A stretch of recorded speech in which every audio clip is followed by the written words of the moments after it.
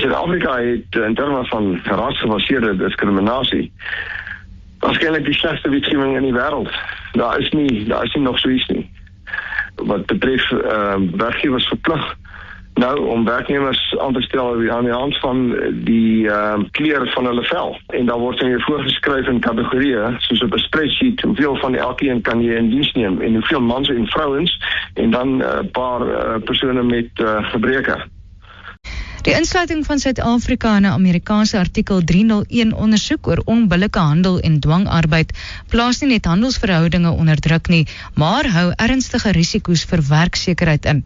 Volgens berigte kan internasionale tariewe en handelsspanning reeds lei tot fabrieksluitings en afleggings, 'n tendens wat die kwesbaarheid van Suid-Afrika se arbeidsmark verder bloot lê.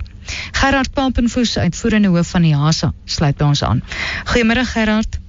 Hallo Estie. Ons het so ruk gelede gepraat oor die moontlikheid dat die FSA hierdie gaan verder voer.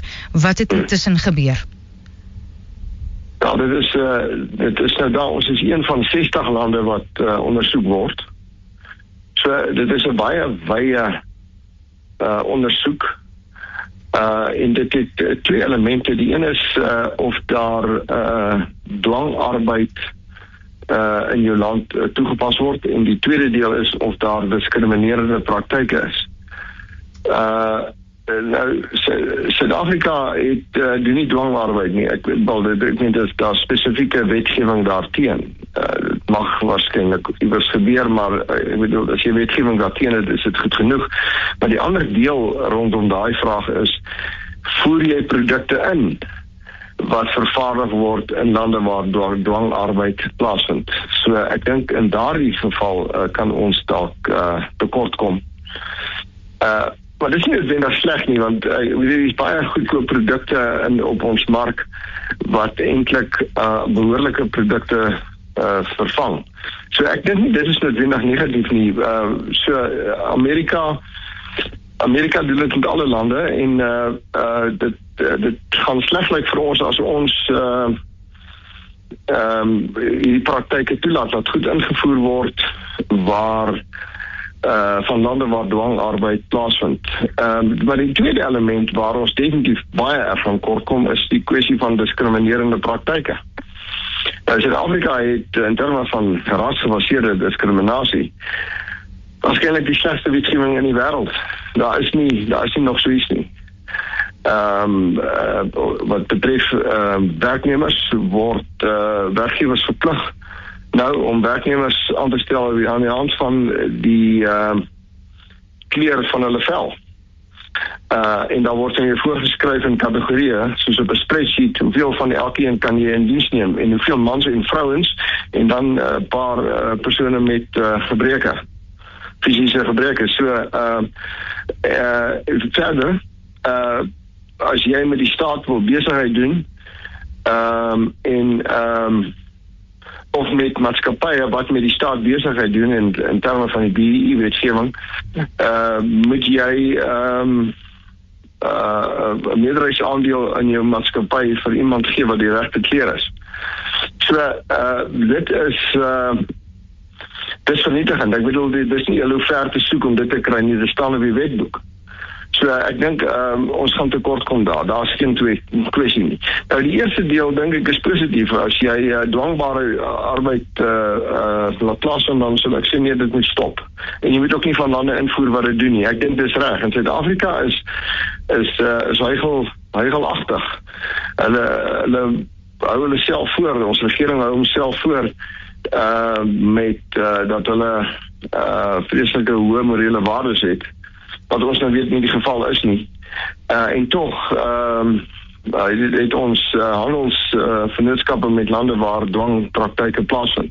So ek dink dit in myself is nie noodwendig sleg nie. Ek is bly daaroor dat die Amerikaners dit doen. Ek is bly die Amerikaners doen al die ondersoeke. Ek dink dit is goed. Hierdie goed moet aan die lig kom. Ons en Amerika gaan nie baie oor hierdie goed nie. Wat ons diskriminerende praktyke aanbetref.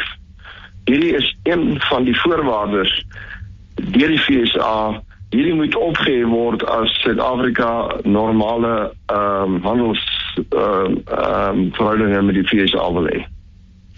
Goed, so as ons nou deur die FSA skuldig bevind word aan onbillike praktyke, watter optrede kan ons verwag van die FSA?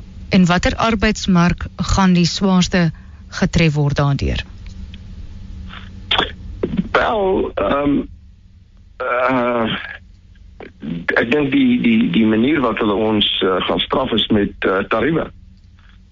En ek dink twee van die industrieë wat die slegste geraak sal word is die invoer van landbouprodukte en die motorbedryf. Die motorbedryf is 'n groot een. Baie groot. En ons moet besef, ons sien die 60 lande wat geteken word, so is 'n baie algemene ding. Maar wat in Suid-Afrika se geval, Suid-Afrika is absoluut onder die vergrootglas van die FSA. As daar 10 lande is in die wêreld wat Suid-Afrika is onder die top 10 lande in die wêreld wat onder die vergrootglas van die FSA val. Dit is nou 'n feit. Suid-Afrika het die aandag gekry van die huidige administrasie in die FSA. En hierdie ding gaan nie weggaan nie. En ek dink hulle is nog tot 'n mate geduldig met ons. Hulle wil nie dinge doen wat meer skade gaan doen nie. Hulle wil eintlik die situasie help in Suid-Afrika. So, maar as hulle hoër tariewe gaan instel, gaan die motorbedryf baie seer kry en natuurlik die invoere van landbouprodukte. Dis twee wat ek nou aan kan dink.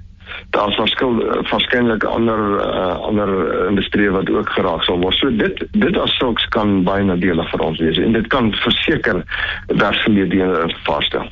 Het is Gerard Papenfoes, uitvoerende hoof van IASA.